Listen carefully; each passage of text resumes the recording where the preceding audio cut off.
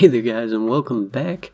This is gonna be Warframe video of quick Warframe videos of how to rank up from the very beginning of this to where I am, which is after playing this game for like years. There's a lot of little tricks I wish I knew and stuff, and just go right into the very beginning, like how you want to get through it at the very beginning. Because there's some things I even wish I knew then, which when you start out, it's gonna have you go through this whole cutscene thing, and then eventually it'll have you pick your Tenno. And your Tenno, there's technically one choice, it's Excalibur. You want to pick Excalibur for sure. Don't bother with Mag or Volt.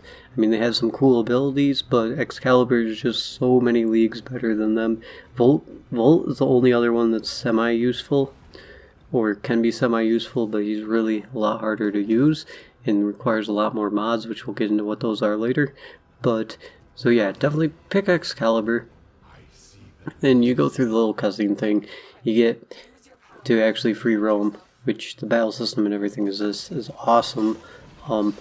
Then you get to where you pick a weapon. Pick the Skana. The Skana is harder to get than the other one, and the Skana is actually really good. So I just pick up the Skana, then you start going through, and if you can know how to bullet jump or start practicing bullet jumping now, it's called, I'll have a separate video that'll be real quick, explain exactly how to do what I'm doing here, where the slide, the dump, the glides, that way you can get places faster. This makes your game go by so much quicker when you get the bullet jumping down, and it looks cool, so I mean there's that. Then you'll get up to where you pick your secondary. Your secondary doesn't matter. Pick whichever one you want.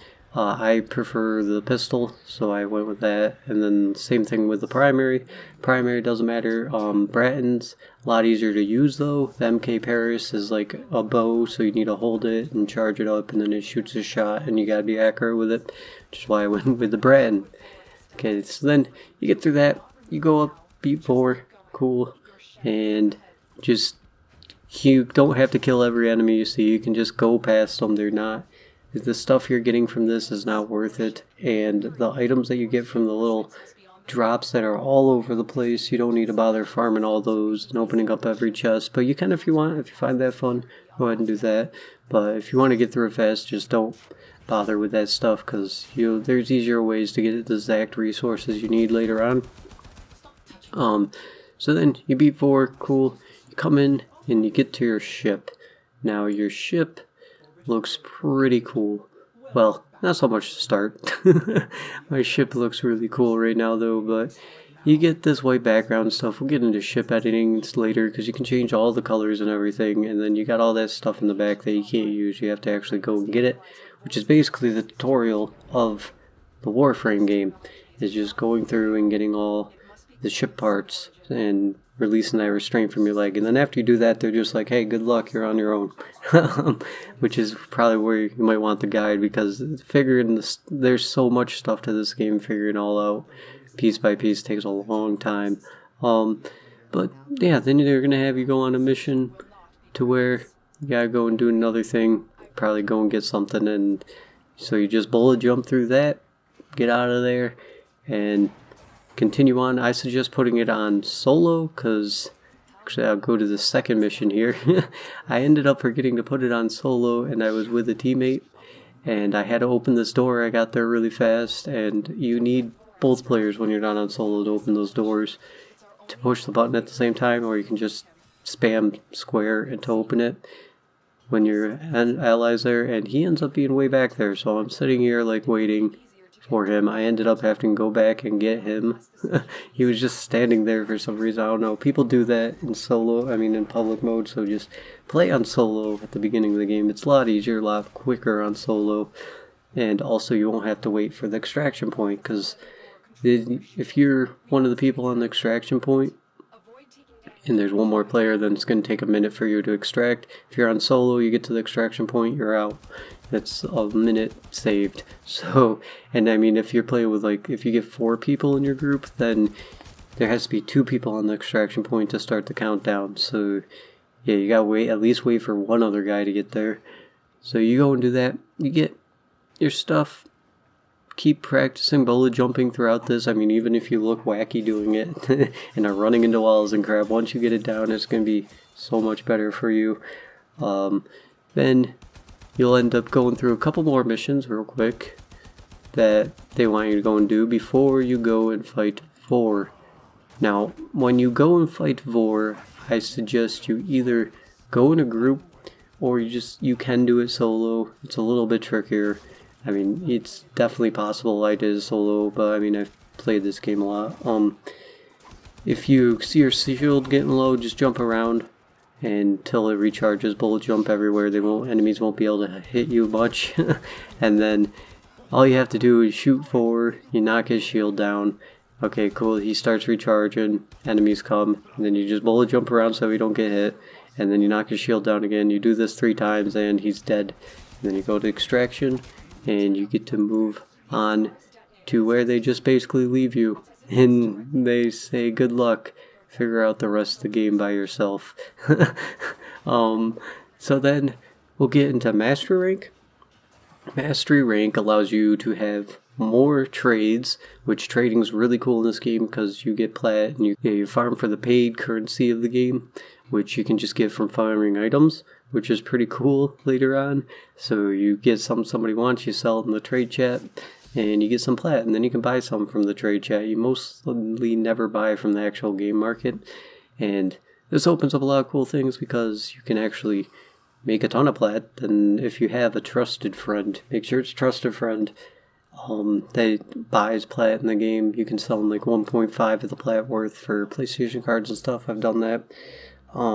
But the thing, you don't want to go to trade chat and start advertising that you're selling plat. 99 to 1, you're going to get ripped off and just lose your plat. Also, don't buy plat from anybody who says they're trading plat, because 99 to 1, you're going to get ripped off and you're just going to lose your money or whatever you were going to give them. So, there's that. Master rank up, you click it, you get able to attempt this once a day.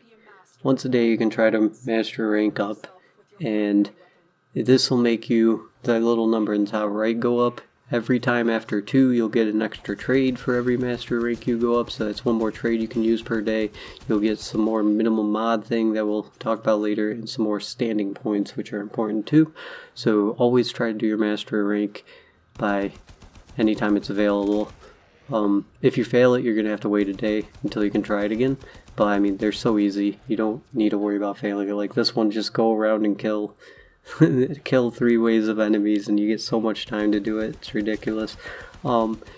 Then this is when, there you go, you got your master rank, you got your first master rank. That's pretty cool. So you can't trade yet, but then you're gonna actually look at the little thing here, because they just leave you off on your own, and you want to start completing the star chart.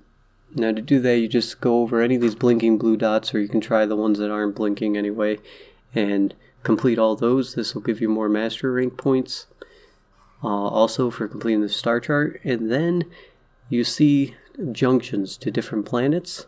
Like this one, to go to Venus, you need to collect 20 mods, you need to kill 3 Eximuses, you need to equip 4 mods to a single Warframe. Mods are the cards that you get them from enemies dropping them, events, also from Barrow, who comes out by every 2 weeks, which is pretty important, or you can buy them in the trade chat with plat and get the really important ones if one's not farmable, which is what makes some of the mods value go up. So the mods are pretty much the most important thing. Like your level doesn't matter so much, mods really matter. This is where all your strength comes from, is in your mods. Things like continuity, intensify, flow, they're all really meta, I'd say, mods for Warframes and stuff. So you want to get them, which I'll show you how to do that later because you can't get them right now. You just got the broken ones, which are all right to start with, so that's what they give you. And to rank them up, you just click on the mod and you go to enhance, you press R1 till it's 2, there you go. And all you need is credits and endo. Credits you get by running around in the game. There's also a way to farm credits really efficiently that'll be different later on. And endo, you get from disenchanting your extra mods, but you'll end up with so many, that like 99 copies of one of them, so don't worry about that. Then once you do that, and the Xmas, yeah, the Xmas are like normal people, but they have this like yellow border around them. So you want to, if you see any of them, make sure you kill them. They are pretty important, just for getting the 3 Xmas for the zone so we can go on to Venus. Now, this is why you wanted Excalibur. Once you hit 10, you unlock Exalted Blade ability. This Exalted Blade is crazy. It pretty much has ridiculous range. You swing your sword and it shoots out a laser, and anything it hits, it goes through walls, goes through everything, and it just annihilates things. And it's based off your weapon, your melee weapon, its damages, so it's really easy to get that to do a lot of damage. Okay, now you got your Xmas, you got all that stuff done for Earth, so you can go unlock your first Venus place. Now to do that, you just click the junction, you go into it. This is also why you wanted Excalibur, because it's so easy with Excalibur. You have Radical Blind, which is your square move. You just run in, blind them, and whack them till they die. And yeah, it makes the boss no problem. It's also useful for Vor. Blinding him is really nice. So that's all you need to do there. Also, you can try to go to the open world, because it's called Cetus, and it's on Earth. It's the only open world part they have right now.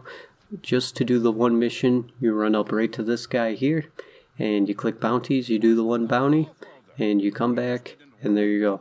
That unlocks the rest of Earth for you, so you can do the other missions there. You can try exploring the place out some, but that stuff is not important until later. It's more of something to do after you got your Warframe and you know what you're doing in the game.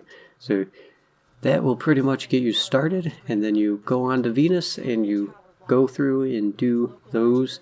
If you want more specified videos, I will be uploading the different mission types and everything. And yeah, this was just a part 1 to get you started, what you want to be focusing on, and yeah, we'll get into the next one next time. See you guys then.